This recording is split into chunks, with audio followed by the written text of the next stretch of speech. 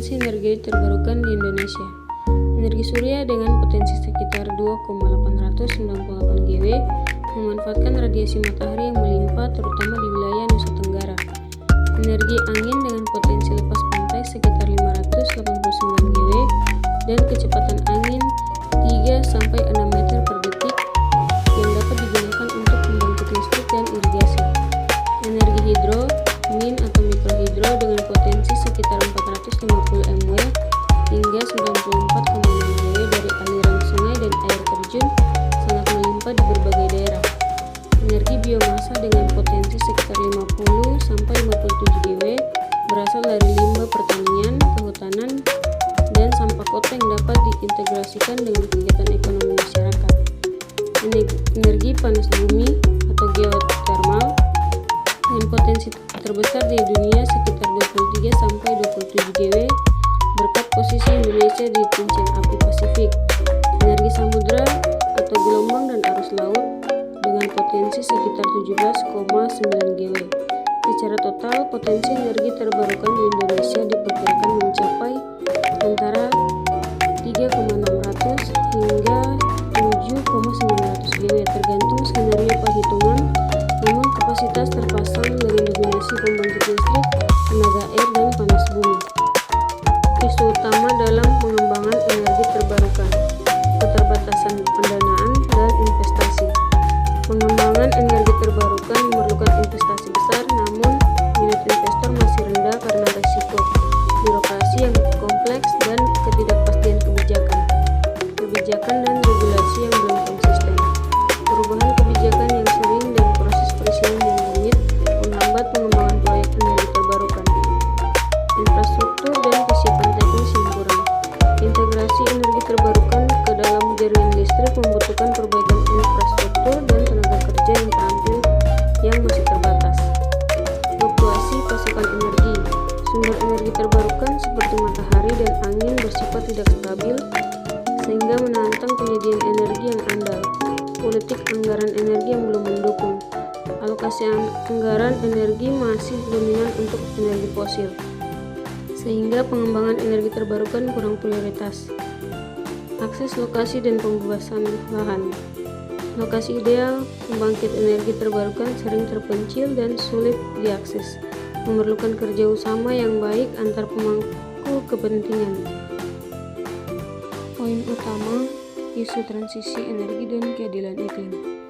Komitmen Indonesia untuk pensiun dini pembangkit listrik batu bara dan pengembangan energi terbarukan. Namun masih ada tantangan seperti peningkatan kapasitas PLTU dan konflik pengelolaan tambang. Pendanaan transisi energi harus mencakup aspek keadilan untuk meminimalkan dampak negatif sosial dan ekonomi serta menjamin akses energi bagi masyarakat kurang mampu. Keadilan iklim menuntut pengakuan hak masyarakat adat, perlindungan hutan, dan keterlibatan publik dalam perencanaan transisi energi. Transisi energi harus dilakukan dengan prinsip demokrasi energi yang mengedepankan kontrol publik, keberlanjutan, dan keadilan sosial. Organisasi seperti Grand Faith Indonesia meningkatkan keadilan iklim dengan tanggung jawab moral dan ajaran agama untuk merawat bumi secara bersama. Dinamika energi dan respon Indonesia. Indonesia merespon dinamika energi global dengan fokus pada 3 isu utama: ketahanan energi, transisi energi, dan kerjasama internasional. Ketiga isu ini menjadi pilar dalam Forum Energy Transition Working Group yang dipimpin Indonesia, bertujuan mempercepat transisi energi secara adil dan berkelanjutan. Indonesia menyoroti pentingnya mengamankan pasokan energi, mengatasi lonjakan harga energi akibat pemulihan ekonomi pasca pandemi dan konflik geopolitik, serta mempercepat pemanfaatan energi baru dan terbarukan sebagai sumber utama energi masa depan. Didukung kemitraan internasional dalam teknologi dan pembiayaan dianggap krusial untuk mempercepat proses transisi ini. Strategi kebijakan pemerintah. Strategi dan kebijakan pemerintah Indonesia dalam transisi energi fokus pada percepatan pengembangan energi baru terbarukan untuk mencapai target net zero emission. Pada tahun 2060, beberapa langkah utama meliputi diversifikasi sumber energi dengan memanfaatkan potensi yang tersebar di seluruh Indonesia seperti tenaga surya, angin, biomasa, dan geotermal. Kebijakan ini dirancang untuk keterjangkauan tarif listrik, memastikan keandalan pasokan energi, dan mendukung pertumbuhan energi yang kompetitif sekaligus mengurangi emisi karbon nasional secara signifikan. Pemerintah Indonesia juga menekankan pentingnya kerjasama internasional untuk teknologi dan pembiayaan transisi energi. Peran masyarakat dan swasta sangat penting dalam mendukung transisi energi di Indonesia dengan berbagai cara. Masyarakat berperan aktif dalam pengambilan keputusan, penggunaan energi efisien, dan pemanfaatan energi terbarukan, terutama melalui partisipasi dalam dialog terbuka dan inklusif, serta kesadaran untuk mengurangi konsumsi energi fosil. Keterlibatan komunitas lokal juga mendorong kemandirian energi dengan memanfaatkan sumber energi terbarukan di sekitar mereka. Masyarakat rentan seperti perempuan, komunitas adat, dan kelompok ekonomi lemah perlu mendapat perhatian khusus agar transisi energi berlangsung adil dan inklusif.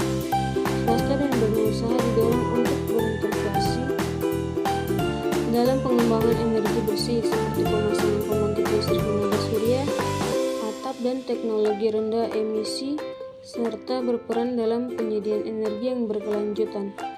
Organisasi masyarakat sipil juga berfungsi sebagai penghubung antara masyarakat dan pemerintah, membantu memperkuat kapasitas dan pengetahuan publik dalam isu energi, serta mendorong kebijakan transisi energi yang berkeadilan di tingkat daerah.